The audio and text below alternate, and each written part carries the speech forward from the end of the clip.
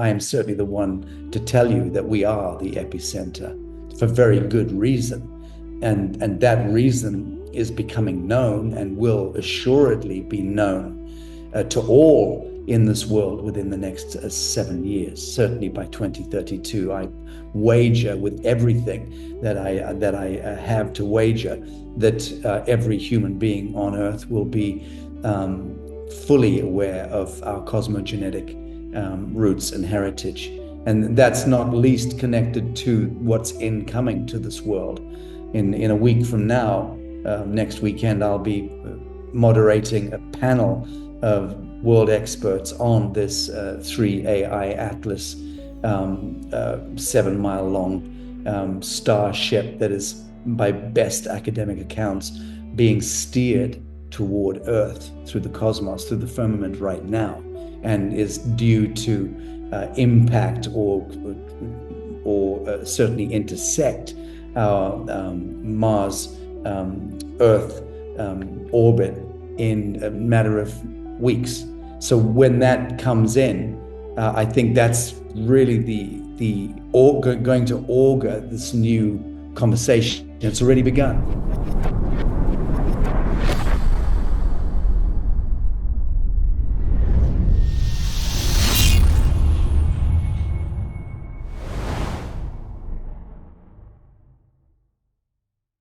Welcome to another enlightening episode of Cosmic Conversations. Today we have the honour of speaking with Sacha Stone, a visionary founder of the New Earth Project, the International Tribunal for Natural Justice, and the Lazarus Initiative.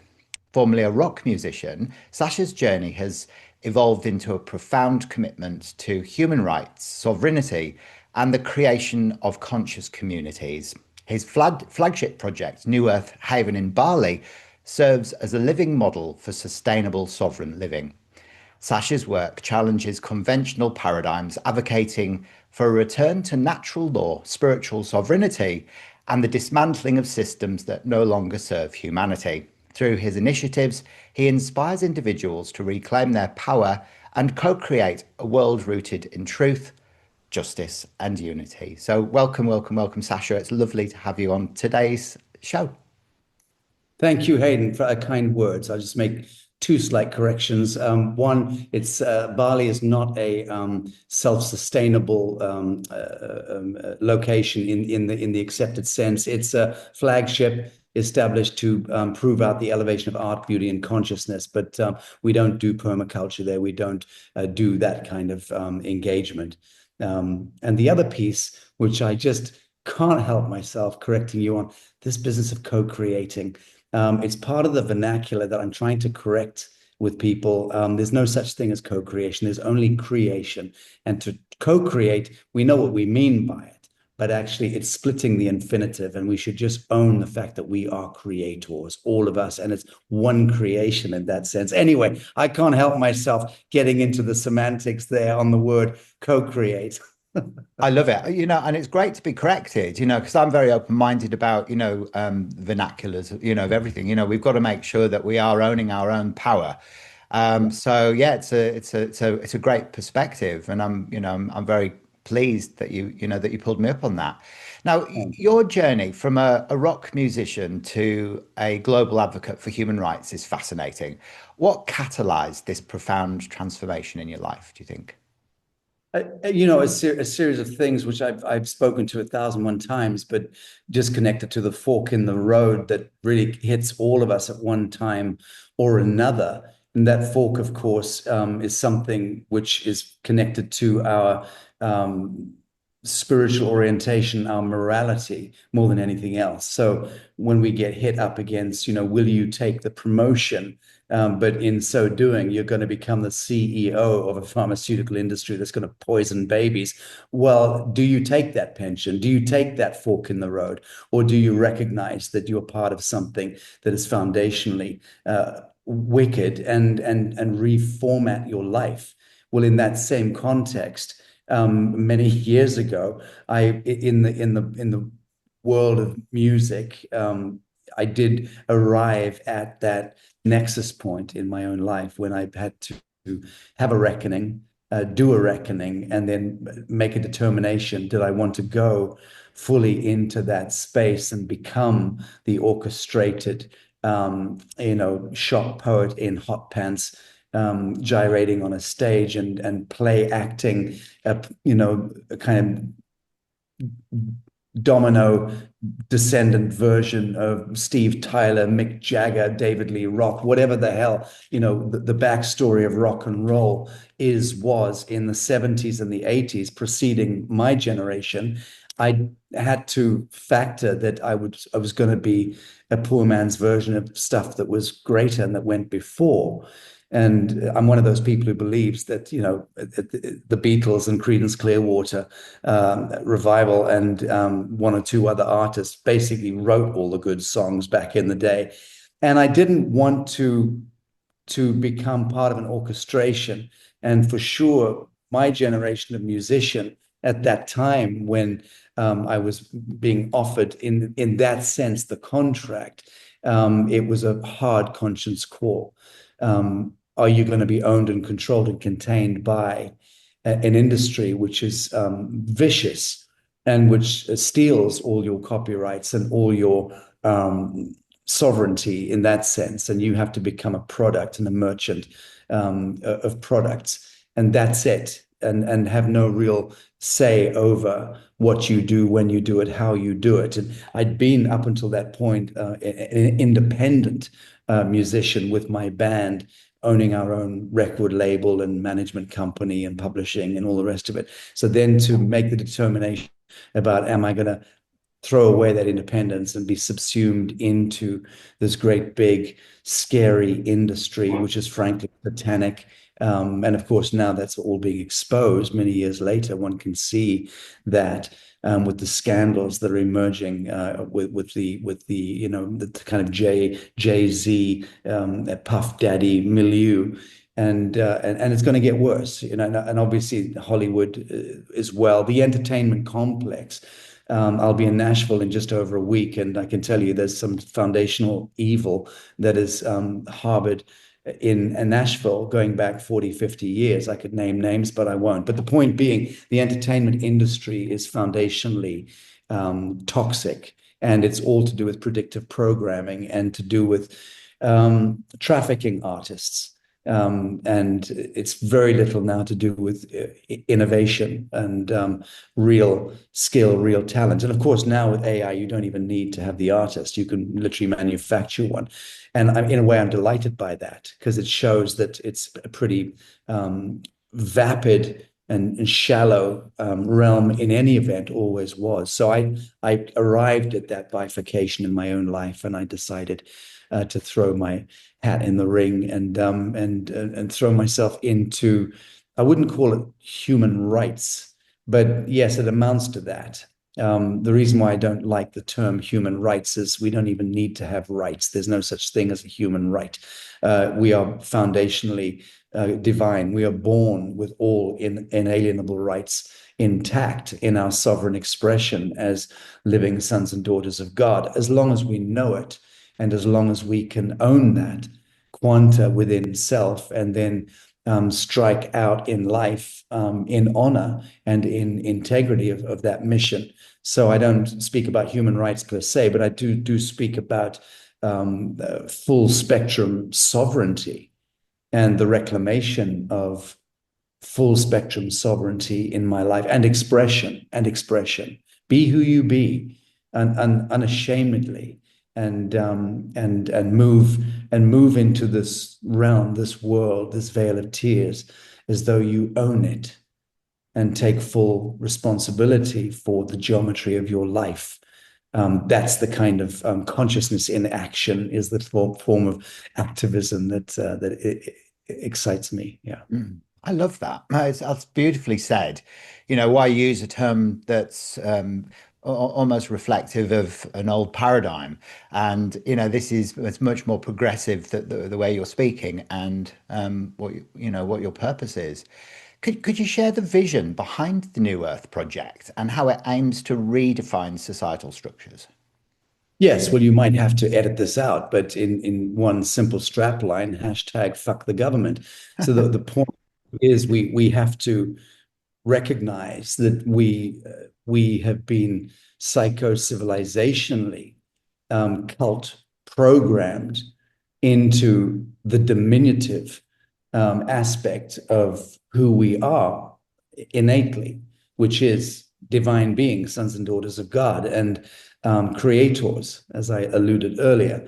And we have to recognize that, remember that that piece. So the New Earth metric that I've steadily, if not sluggishly, evolved over many years, and I am slow, and it's taken me a long time because in that sense I'm pretty thick, and I need to bang my head on the wall multiple times before something gets in there. But I've had perseverance and for sure absolute integrity of mission, and it was all about forging a metric which does elevate art, beauty, and consciousness, but then leads us to our own redemption, our own salvation, whilst in a sense forcing us into that reckoning with self, which is to say, to understand the imperative of pure truth and right action in my life, in the living moment, always, in all ways. How does one do that? Well, you do it by doing it. And that for me is as simple as the algorithm gets, pure truth and right action, which is to say, establish your sovereignty in this realm, take full account for everything that you see in this world, including the sufferance of others. And that, of course, leads to inquiry, deep diving, and going into that basement, so to speak, with your inquiry, where you have to learn very hard truths and you have to swallow hard medicine. And then you have to seek remedy for the ritual sacrifice of innocence, for the blood ritualism and Canaanite ritualism that underpins our so-called civilization. And then you have to see how that is the font of the invisible masters and the orchestration of chaos, the midnight masons and the Sabbatean echelon of secret societies that are the progenitors of the inquisitions and of the genocides of the Vatican conspiracy, which led to the crowns of Europe, and that conspiracy, which led to, the London and the banking system, and then Washington, D.C. and the militarization of the world. So all of these hard truths become known to you if you have the temerity and the courage to lean very hard into life in the living moment, because you can't just read this stuff and think that you can remember it all. You have to live it. You have to see it. It's got to become visceral and very palpable. And in my case, that's very much been the case. I've trial by fire, in that sense. But the New Earth metric is about our salvation, our redemption, our atonement, and how we own that we are the redeemers. So there is also in that piece, Hayden, a need a need in honor and on point of honor to deconstruct the religious bullshit, the religious mythologies, which have also captured us, captured our cultures, captured our civilizational wheel, and understand who and what are the progenitors of those religious myths and how they're all foundationally the same control mechanism. And that's not to take away from the true gospel of, and testament of Christ, for instance, or Prophet Muhammad, peace upon him, or any of the great pantheon of saints. It's not to take away from them the majesty of their sacred lives. It's to say that those sacred lives over the ages have been co-opted and usurped and overrun by agendas and by a Babylonian priesthood in that sense that have flipped the script and weaponized those mystical traditions and brought us now to the brink of a thermonuclear Armageddon. I'll leave it at that, but that's, I think, a fairly good synthesis of why and how the new Earth metric evolved and why it's an important one. Hmm. I love that. And as you're speaking to me, I sort of can't help but look at you and get very galactic energy, especially Lyran coming from you and the wisdom that you speak of. You even look like a lion. Um, a lot of what I've noticed is from people that I've spoken with over the years, a lot of rock musicians or heavy metal, they have this affinity with ancient Lyra because of the wars that went on in ancient Lyra, and they almost have an oversoul that has always been kind of indoctrinated into these challenging incarnations.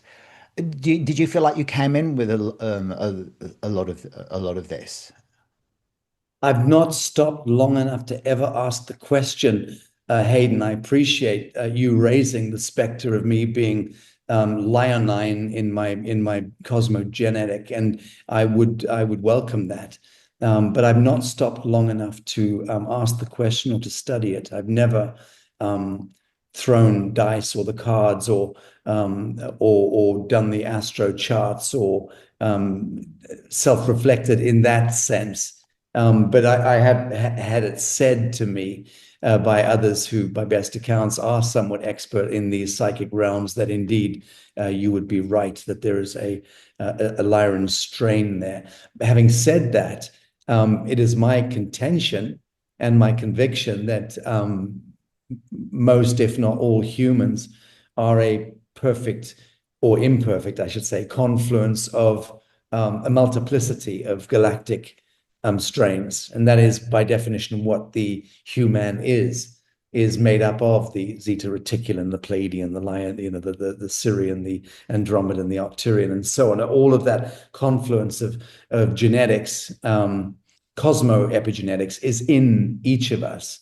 And it's really what makes the human so extraordinarily special. And as I've also said 1,001 times in interviews, it's why humans are the center of the quanta of this cosmos, this universe. There are so many arguments against that, and most dogmatists would throw rocks at my head and say, well, there he goes, speaking like a Luciferian, talking up humanity, and it's all about the I am and the ego and putting humans and this planet at the center of the universe. What a confounded egoistical fool. Of course, that's going to be the natural response or reaction from people who are fundamentally lost to themselves in their own majesty. Of course, they're going to project a diminished people into humanity and a diminished planet into this earth. But I am certainly the one to tell you that we are the epicenter for very good reason. And that reason is becoming known and will assuredly be known to all in this world within the next 7 years, certainly by 2032. I wager with everything that I have to wager that every human being on Earth will be fully aware of our cosmogenetic roots and heritage. And that's not least connected to what's incoming to this world. In a week from now, next weekend, I'll be moderating a panel of world experts on this 3AI Atlas 7-mile long starship that is, by best academic accounts, being steered toward Earth through the cosmos, through the firmament right now, and is due to impact or certainly intersect our Mars Earth orbit in a matter of weeks. So when that comes in, I think that's really going to augur this new conversation. It's already begun. Professor Avi Loeb from Harvard is the epicenter of that. He was supposed to be on my symposium next weekend, but he unfortunately pulled out 2 days ago when he saw some of the other contentious figures I've got on the panel. But we did have him lined up for it, and he's certainly the leading academic who has brought this conversation now into the mainframe, and a huge controversy around it. Yeah, but my point being that we're at the inception point now of these ominous galactic and cosmic event horizons, which are going to be cascading into our plane of existence, both mentally, and also physically in the coming few short years.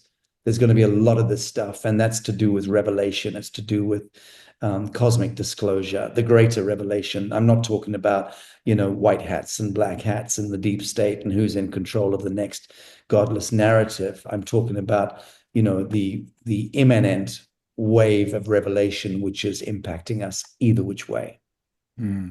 Yeah, I absolutely agree with you. I think it's already started. The Galactic Federation of Light, they have sort of policies that they can't intervene with human will.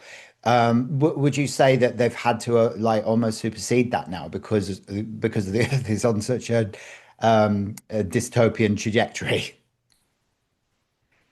I'm not quite sure of the thrust of the question. Forgive me. Do you want me to speak at large about the Galactic Confederation? Yes, please. Yeah. I think what I was trying to say there is that it's almost like with humanity, we have human will, and the Galactic Federation of Light, they can't intercept human will. So, but I Oh, feel like almost at this time they've had to step up and say, well, hang on a minute, humans aren't really doing a very good job. So let's get in there and start sorting things okay. out. Let's try and unpack. In the first instance, let's be crystal clear. Humans are doing a phenomenal job. Phenomenal job. Humans are doing the best possible job imaginable at any scale, any level. Because despite thousands of years of blood cult and enslavement and servitude, subjugation, genetic fuckery, all that's gone on, splicing and dicing and abducting and coercing and manipulating and sacrificing and genociding, despite that confluence of epochal trauma that has been foisted upon humanity, here we are, you and I, having this conversation. That is the testament. That is the living gospel. We are the living witness to everything that is right and proper and judicious about the human family and the human expression. So I say we're doing incredibly. Now, to answer the question, that is the Galactic Confederation, so to speak, casting judgment on us and seeking to intervene. No, because universal law is universal law. There is no rights granted or permissions granted for intervention in that sense. But once the collective dreaming of humanity has reached a maximum or a threshold, then that does create a hyperdimensional flare or a beacon, and that does indeed summon the Galactic Confederation, so to speak, if you want to use that expression. The star nations are thereby invited and permissions are thereby granted for us, humanity, to be inducted into the Galactic Confederation of Worlds, so to speak. Again, so to speak, because there is a lot of toing and froing on the subject of the Galactic Confederation, and I don't want to use those extant terms because I'm not really referring to that. I'm referring to the star nations. I'm talking about something which is beyond, over and above the Star Trek notion of a galactic confederation of worlds. But is there a confederation of worlds? Of course, there's a confederation of worlds. And is that entity, whatever it is it seeking um, communion with humankind and with Tara, with Earth? The answer is resoundingly yes, it is, without any question of doubt.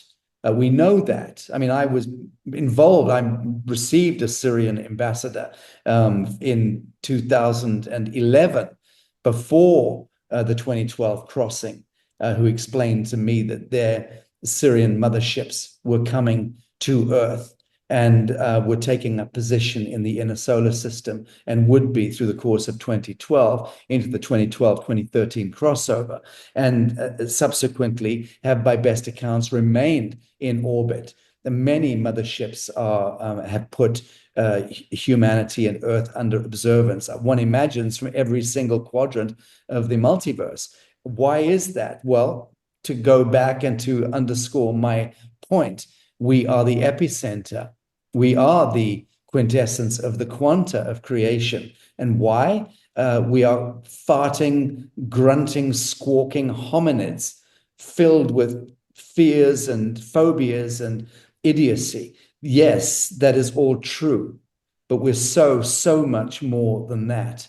We have been diminished. We have been downgraded to a slim percentile of our majesty, arguably 2-3%.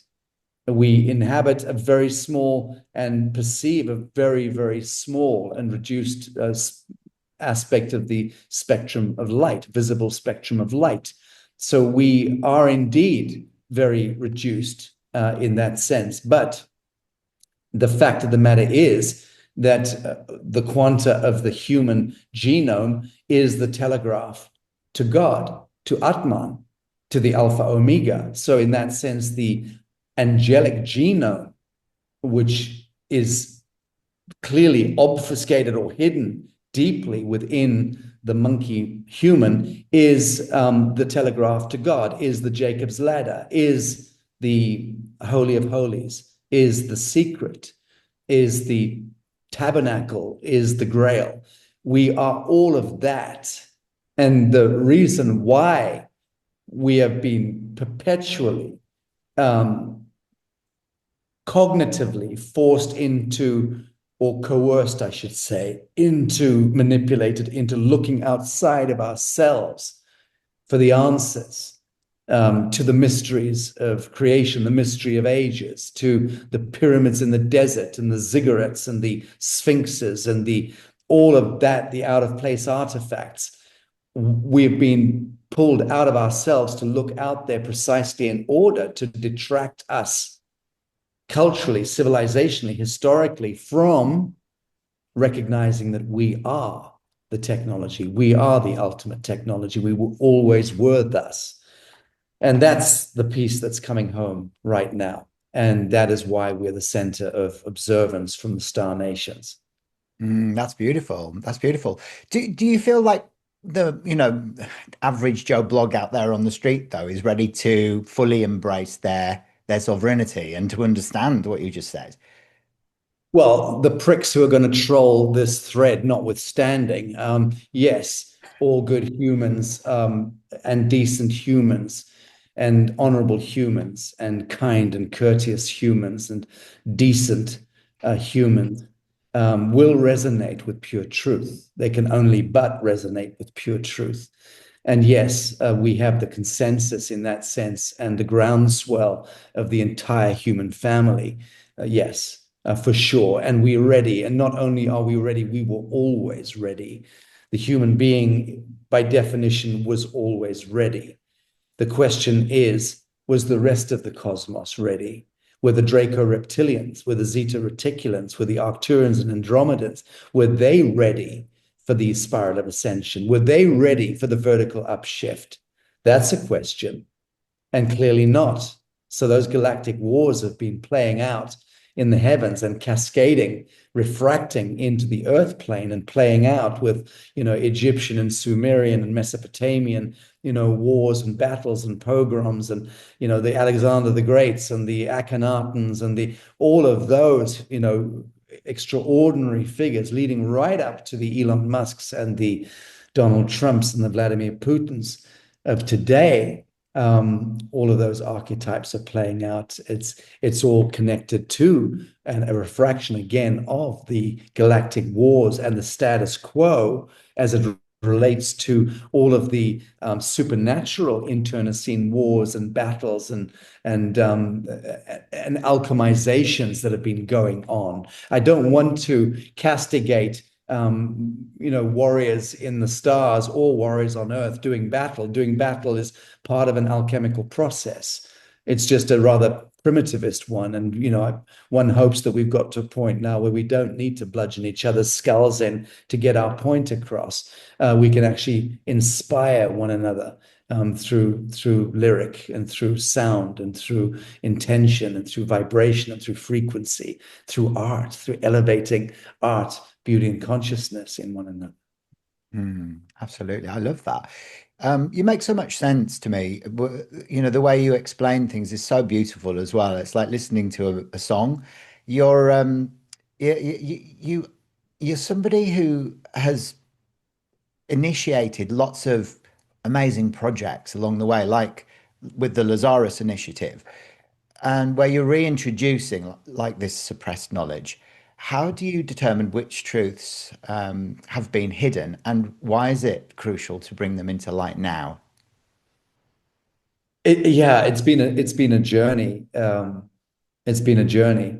I began it 5 years ago, just wanting to look into mRNA and the intervention at that level, causing things like Morgellons syndrome, and I wanted to investigate that aspect. And the more we did that, the more investigating the nano and the micro forced me and then my team into investigating far bigger, greater narratives in that sense. And then took us on a journey of inquiring into cosmogenetic roots, inception point, and then how those millions, billions, trillions of timelines, storylines all confluence and braid their way into the status quo, into the here and now,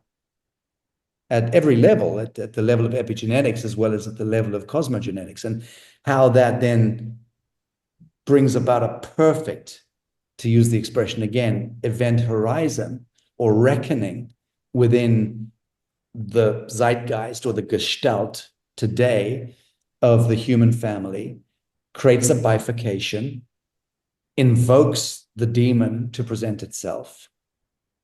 Welcome, stage left, Bill Gates, and stage right, Hillary Clinton, or however you want to play that game of archetypes. There, I could name 1,000, 10,000 of these Saturnian bad actors and Vatican icons that have been orchestrated, but bringing them all into play, and then investigating these different stories, looking at vanguard science, and looking at, for instance, 2 years ago, we did a segment in Lazarus, which was now proving to be very prescient. And it was a segment about, it was longer than 2 years ago. It was a segment with scientists, hardcore physicists and geologists who were forensically demonstrating through chemistry and through hard geology that mountain ranges were dead bodies of dragons and titans of old. And how the world was at one time populated by titans, creatures of inordinate scale, trees that towered tens of kilometers, scores of kilometers into the atmosphere, up toward the atmosphere. Of course, the atmosphere would have been very different at that time. But Ayers Rock and, Devil's Tower in Wyoming, classic examples of the stumps of those trees. out of place artifacts being discovered, like the Bible discovered that was over 300 million years old when they did the carbon dating. It had been sort of not even calcified, turned into a kind of metal compound, but there it was, perfect, and it's there. How many of these artifacts and geological discoveries and archaeological discoveries and anthropological discoveries have been sequestered in the Vatican Library, in the Smithsonian Institute, and in the British Museum basements, for instance, and various other institutions around the world, emphasis the blue chip universities, which have been part of this satanic or Saturnian conspiracy for hundreds and hundreds of years. In the case of Oxford and Cambridge and Al Azhar and other universities, up to 1,000 years, that conspiracy has been in place. The conspiracy to prevent humankind from resurrecting true memory of true history and the true genesis of who and what we are. So Lazarus is picking those subjects and unashamedly leaning into those subjects with scientists and forensic analysts and leading pundits and what have you. And there's no subject that is off bounds, but it bloody well better be a useful a piece in this puzzle that we're putting together. And it's across the board.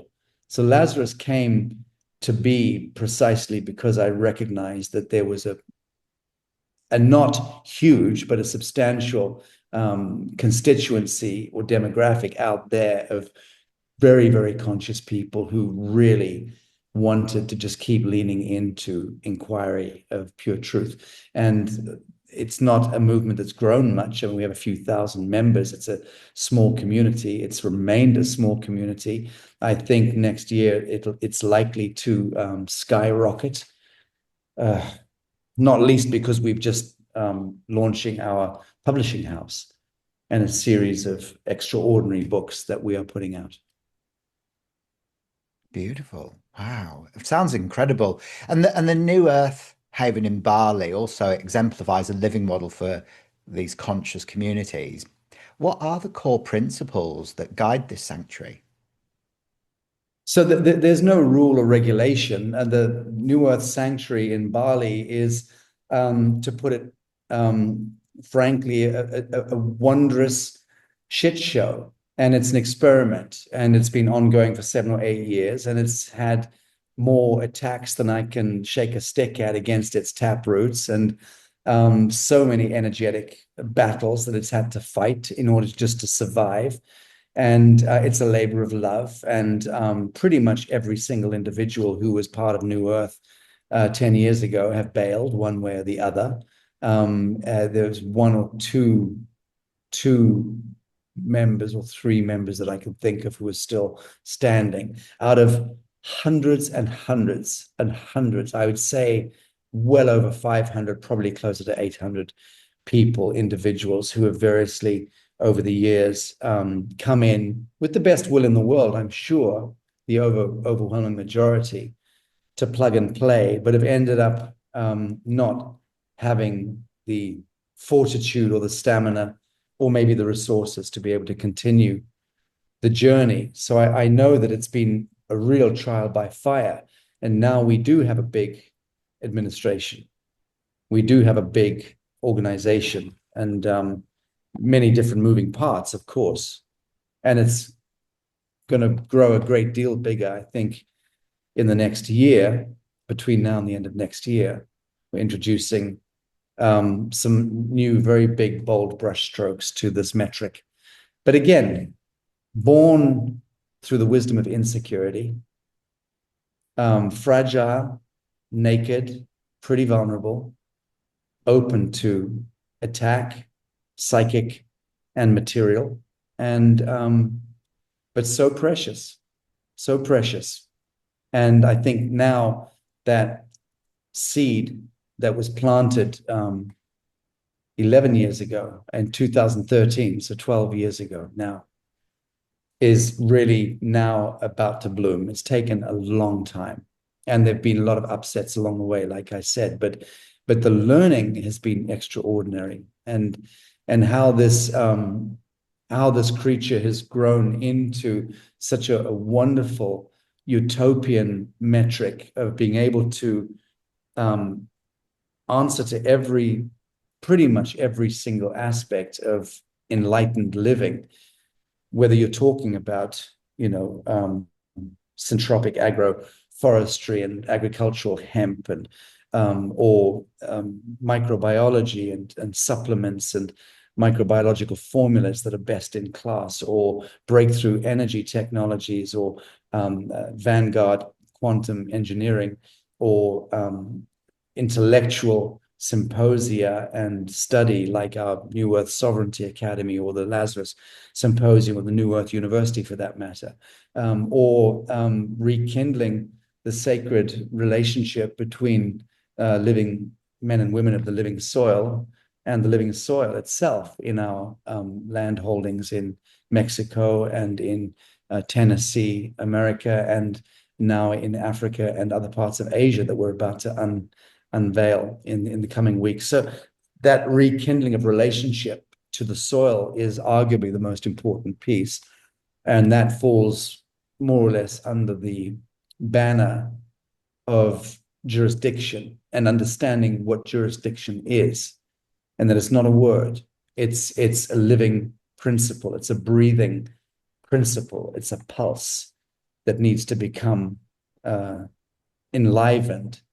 It's not just a word. We need to claim jurisdiction from the kingdom of the devil in order to reclaim the patterns of perfection and anchor them to this earth plane in order to manifest the kingdom of heaven on earth, so to speak. And I don't much care for that kind of biblical language, but just to make the point, it is a battle of ages, and we're winning.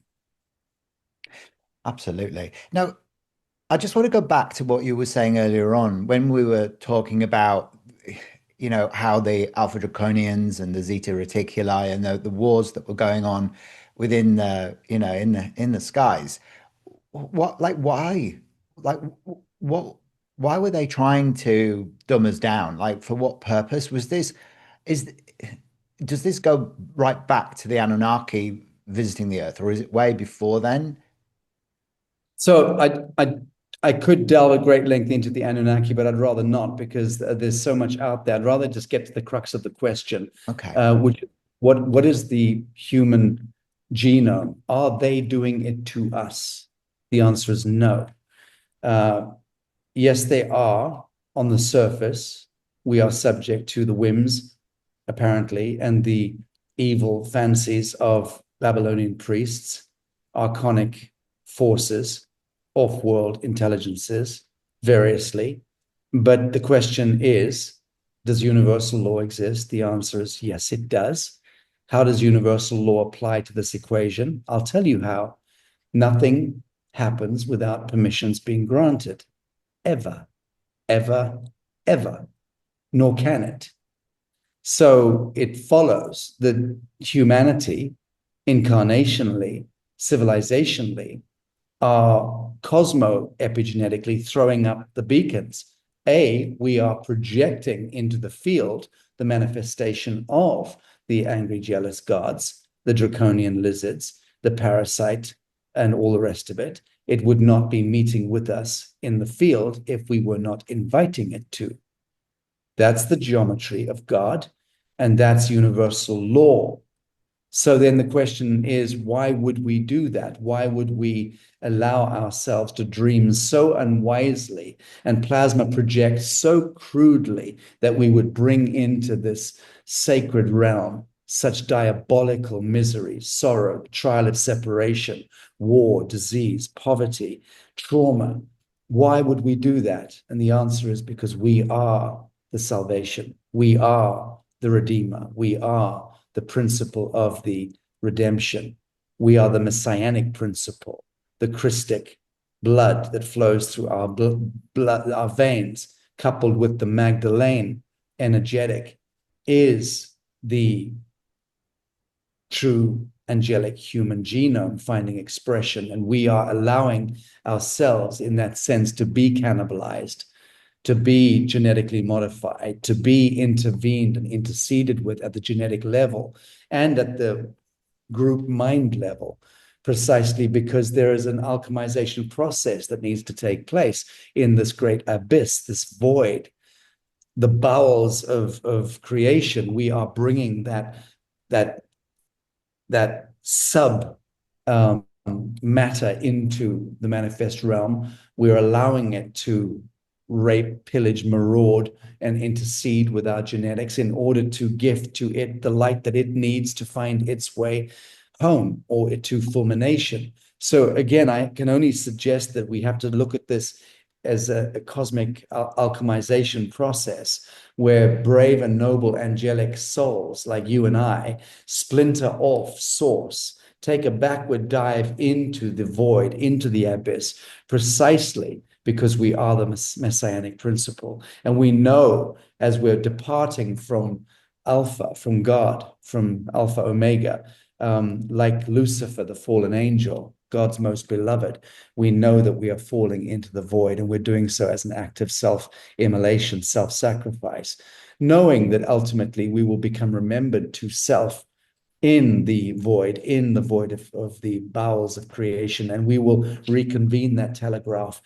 to source at some point, and then activate that Jacob's ladder, which will be the journey home and the means home, the technology ladder to get home for the lower realms of creation. Therefore, we are the ones who fashion and forge the fabric of soul itself as part of our divine function as sons and daughters of God in this hermetically sealed cauldron of creation that we find this particular universe and this particular plane of existence. Mm. So really, I guess, in a nutshell, just to summarize, what you've just said so beautifully, is that it is for the expansion of the multiverse, ultimately the gyroscopic multiverse, as Yeah, a form of remembering our that's sovereignty. fine. That's absolutely fine. There's no victim in the equation. That's the point. Secondly, nothing new under the sun, as Solomon purportedly said. And the fact of the matter is that we are the avatar, we are the Messiah, we are the ones who need to resurrect like Lazarus from the dead within the atom seed of self. The diminutive self needs to die to itself through a shamanic process and be reborn to the superior self, to the capitalized self. And that one becomes the actualized angelic human genome. And that becomes the carrier back to source. So it's an inversion of the Luciferic complex of the fall from grace. It's the return to grace, but remembering in this that we were the ones who chose to dive into the abyss, and that was a tremendously noble act. There is a big difference between Lucifer and Satan, put it that way, a huge distinction. Oh, 100%. Yeah. I mean, Lucifer, it's almost like Lucifer. A lot of the souls, I think, that they're doing the work that you're doing are of that Luciferian lineage, Yeah. which is completely separate from Satan. It's not even the same thing. So, No, it's the opposite. It's the opposite thing. mm, So it's as opposite as tracing the true genetic symphony in blood to two primary elements, one being bird and the other one being snake. So the bird blood and the snake blood, that's Cain and Abel. That's Enki and Enlil. That's Romulus and Remus. That's Shiva and Shakti. That is night and day. That's duality playing out. That is Lucifer and Satan. So they are opposite in that sense, but they are perfectly complementary in that the satanic or serpentine gives the ground of being traction to the bird or the angelic to resurrect and define itself um, against that black canopy of sufferance, of the trial of separation, of entropy and death and misery and the solitude of deep space, that ghastly idea that we are drifting slowly into nothingness in deep space. Nothing could be further from the truth. It's an extraordinarily electric universe. Everything is alive. Space is filled with water and oxygen, for that matter. And life, DNA, is carried through light. So space, deep space, is teeming with creation, with life, with sound. There is no sorrow. There is no death. There is no separation in the ultimate sense. But again, one has to consciously move through the shamanic death and rebirth. The resurrection of the Lazarus within each of us is something which is foundationally necessary in order for us to have those wings and then be able to upshift. And that's where we have to, again, stop any notion that we are victims of circumstance or of angry, jealous gods, for that matter, and that everything is perfectly anointed and perfectly appointed, especially grotesque, epochal waves of diabolical evil like COVID, which afflicted the entire planet and has rendered much of it infertile and on a spiral to hell. But that was a very necessary event horizon, precisely in order to create the thunderclap that awakened the rest of us from the great sleep. And here we are, having departed that great sleep, and very much on the resurrection ascent. 100%. So then, in your view, what does sovereignty truly mean in the context of today's global challenges? But to coin the phrase of a very wise shock poet that I glance at in the mirror every morning, hashtag fuck the government is still the answer.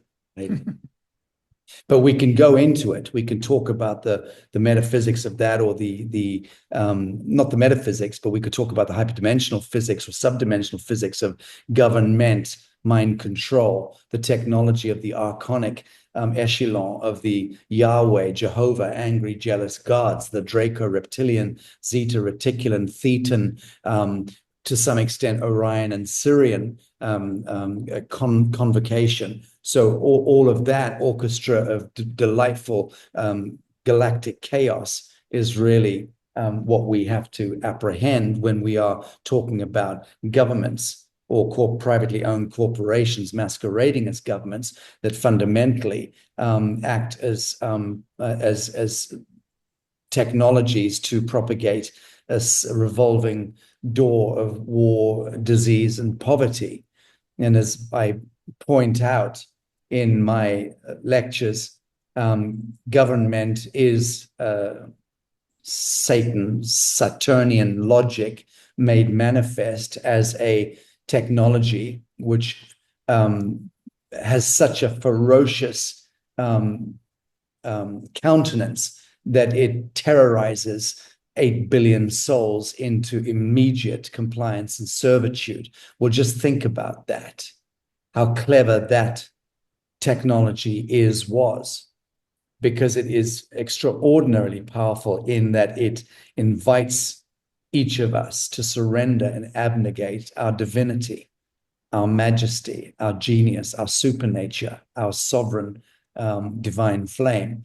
And mostly we do that and have done that. We abdicate our thrones and we abnegate our conscience, and we fall into compliance, and we take the knee and render coin unto Caesar, which is a diabolical action on our part if we're stupid enough to do it. And then to fill out the forms with block black capital letters, the same shit I was complaining about and screaming about 15 years ago. So it's still going on. And many people are still reflexing into fear. Of course, mostly people who've been vaccinated, because and people who have willfully chosen to continue traipsing through life, gargling synthetic molecules, medicating themselves on synthetic molecules, pretending that that is bringing them some form of remedy or enlightenment. That's a very, very dangerous space. And roundabout now, the highest authority that governs this realm is taking no prisoners. You will die to the false light if you continue to willfully and consciously tap dance on the kingdom of the devil's checkerboard.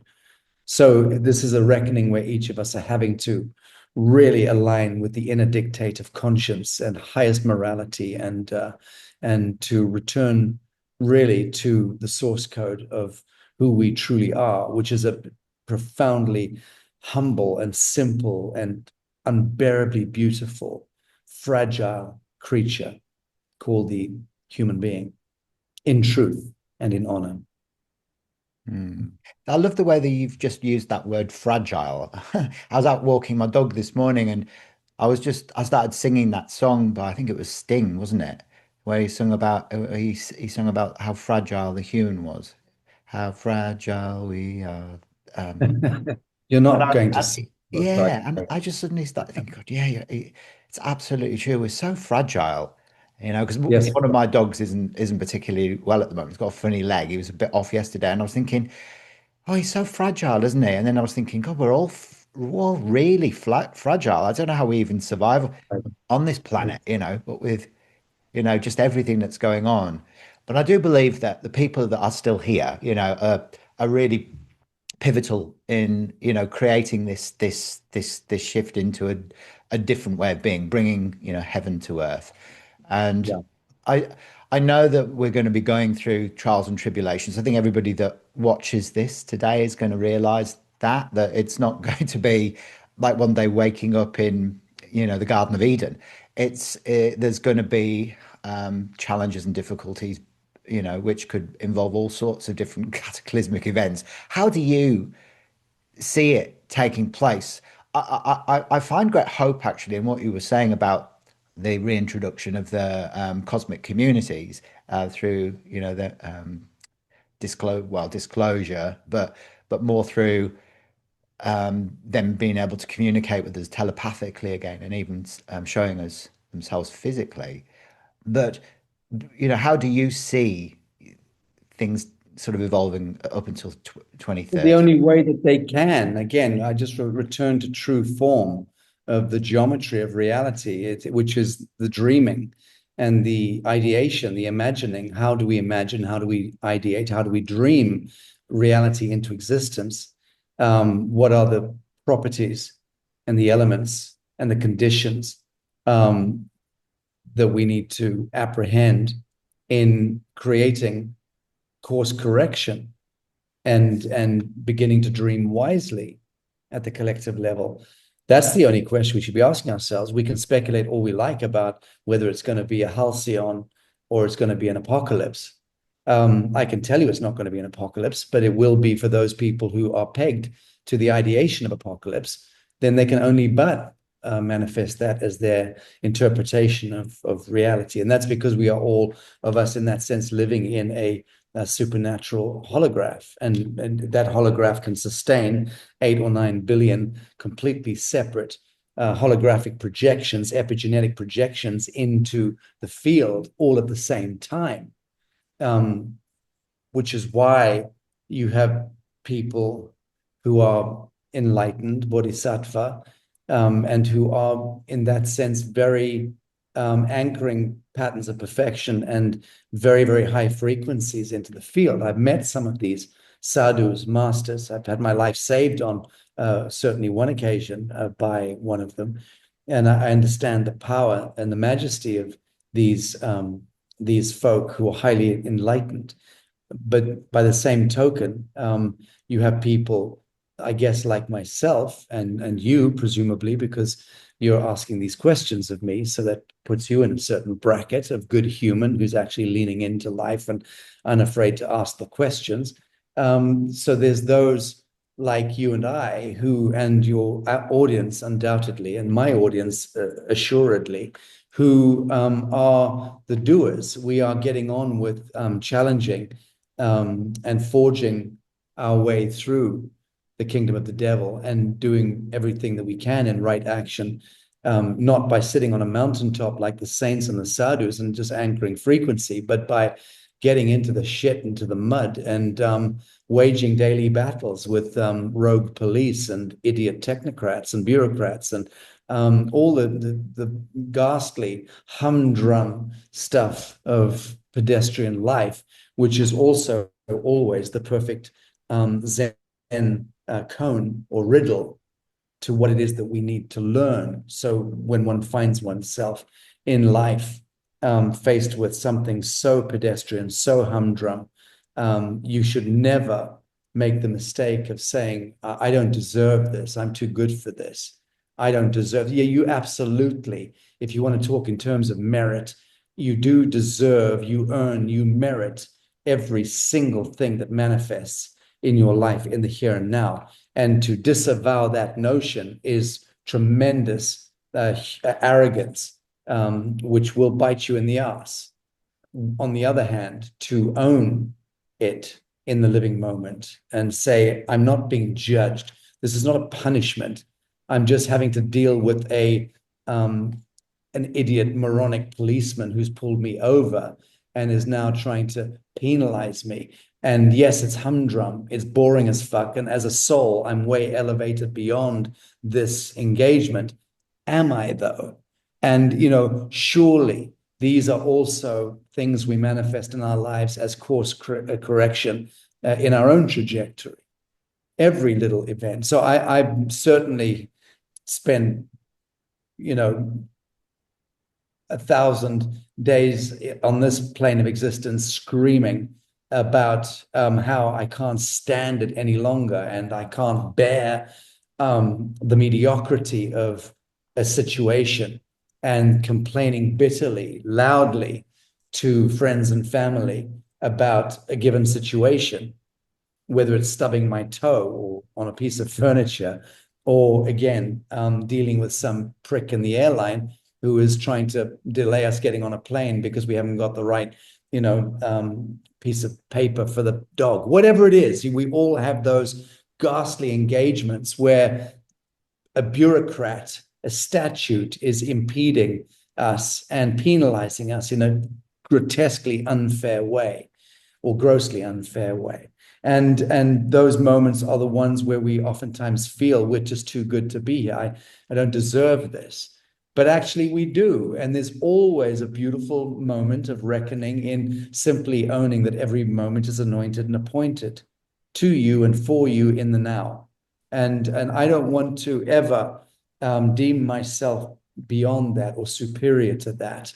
But that's also what I speak to those who listen to my wheezing about the wisdom of insecurity and the need for us to become fully intoxicated on the wisdom of insecurity, because we are foundationally, as you said and I alluded, fragile beings, naked and fragile, and that fragility is so close to what makes us incredibly special, that we can still feel and love through that fragility. In fact, that fragility is what causes us to feel and to love and to hold empathy, which is to feel the pain of one another and thereby to seek remedy and to harbor and shelter one another. This is what makes us so extraordinary. And yeah, let's just keep it real and keep it fragile and not seek to fly like Icarus to the sun with waxen wings, believing ourselves to be above the station of our lives. We just need to find the grace point in our existence. And I know I've done a lot of work in seeking that grace point within myself and my life, to the up to and including sacrificing things that I would otherwise really prefer for self, to lead a fulfilled life in that material sense, whether it's family or children or whatever. It's a lonely path to be a true human, which is a fragile, insecure, loving human who does not hide behind or filter our lives behind false light, whether that false light is again, alcohol or drugs or whatever addictions sees us, or hiding behind a badge or an oath of office as a, you know, civil servant or a policeman or an oath keeper, because mostly it is fragile humans that seek to wear uniforms and have a badge and wield a truncheon or have the license to shoot, because that is, has always been, psychologically speaking, a telltale sign of somebody who foundationally doesn't believe in themselves sufficiently. So they need to falsely acquire the gun or the truncheon or the badge or the uniform or the car with the loud noise and the blue lights. And it's a syndrome. And I'm not putting down good oath keepers, good police. I'm not putting them down at all. They know who they are, and they're fine, and they're doing exactly what they need to do in this world and be good servants. But you take my point. We need to, each of us, ask ourselves, why do I do what I do? And is this the highest expression in my life? Or have I hit a cul-de-sac and I'm now cruising for the rest of my life, waiting for the pension to yield, waiting for the retirement and the pension, because then finally I'll be safe in my little rabbit hutch. Finally, I'll have my picket fence and my, savings account and my crypto wallet, and I'll be able to hopefully get by without being spotted by the dragon, by the government, by the taxman, by the cancer cell, whatever it is that we're hiding from. So the point is that most of us are not, by a long chalk, living in honor of our majesty, of our true lives. And that's the great sadness. That's the true trial of separation. It's the separation that we choose against our own highest expression. That's something which I find deeply saddening in this world. Mm. It's interesting because I think this whole notion of releasing identity becomes such a major theme, especially this year. And I noticed it peaking not only within my own life, but also it was kind of infiltrating the zeitgeist over Lionsgate this year as well. There was lots of symbolic representations of the releasing of identity that took place. And I think it's kind of supporting what you're just saying about how we can't hold on to these old belief systems or versions of ourselves that may no longer serve us as we move into higher dimensions of consciousness. Where it's like the releasing of a suitcase, on a trip, losing your suitcase. It's symbolic of Yeah. the baggage. So what guidance could you give to the people watching that would help them with that process? Because there is a lot of fear associated with the releasing of identity. Well, in the first instance, the most honest and blunt guidance would be stop seeking guidance. So that we always speak the answer in the question. And there it is. It's rather like, how do I do it? Well, you do it by doing it. Always, and it's always been that. So each of us have to become the pioneer in that sense of our own lives. But that's where the wisdom of insecurity comes in, and we should not be afraid of that. And I'm not a great one for dispensing peppercorn advice. It's not my thing. I think I'm good at more or less inspiring some kind of shift. But in terms of dispensing peppercorn advice, I'd probably be the worst person to do that. But I did many years ago define the algorithm of how to take central command of the chaos of one's own life and how to harmonize the chaos, psycho-emotional chaos and intellectual chaos of one's own life and spiritual chaos. How to, in that sense, to use the expression again, course correct. And that algorithm is so incredibly simple, and it is the path of least resistance to the highest outcome, is to conduct pure truth. I'm so sorry, conduct right action, standing in pure truth, always in always.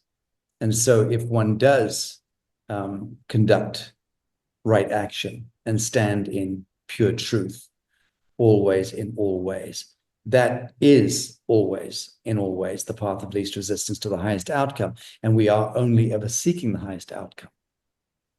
So pure truth can only love and can only receive and can only forgive and can only remedy and can only heal, can only love, can only see. Pure truth is the Alpha Omega. Of course it is. And right action is how we move upon the surface of this plane, how we fill a trajectory between this and that, between life and death, cradle to grave, how we navigate time and motion. Do we kick the dog, or do we put milk out for the stray dog? Do we pick a flower and sit and ponder the majesty of creation, or do we doom scroll on TikTok and subscribe to pornography?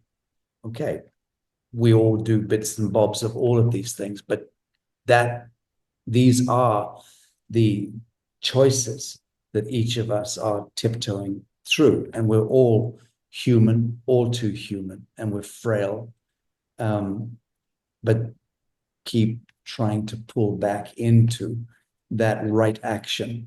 And I know I'm a middle-aged man, and I'm still tripping up as I ever did, but I don't condemn myself. I don't self-flagellate. I don't filter. I don't deny. Keep it real, and that's that is keeping in alignment with the flame of pure truth within your expression. And I honestly, I don't say I believe, I know that to be true, that pure truth and right action in the living moment is the path of least resistance to the highest outcome, always in all ways. And that is also the path of the true Christian and the true Muslim and the true Buddhist and the true Taoist, is to also give oneself to that simple algorithm. Beautiful. That's so wonderful. Thank you so much for sharing your peppercorn advice. It was really good peppercorn advice, that actually. So I appreciate you and the work that you do. Where do people find you if they're interested in engaging with you or being part of some of your conscious communities? Well, there's literally more than a dozen websites, but I would suggest that anyone interested in joining the community, my immediate community on the Lazarus, that is lazarusinitiative.com, is definitely the go-to, lazarusinitiative.com. Anyone can go to sachastone.com and springboard to 15, 20 other platforms through there, which are all connected to my ecosystem. Um, and I would suggest that, or there's newearthhorizon.com, which is also the springboard for the New Earth, although I think that's being seriously overhauled at the moment. Um, and then one can learn about, what we're doing in with the community developments around the world, and what we're doing with breakthrough energy, innovation and technology, and what we're doing with microbiology and regenesis, and building out an incredible protocol for resurrecting the human genome, from the grip of orchestrated death, disease.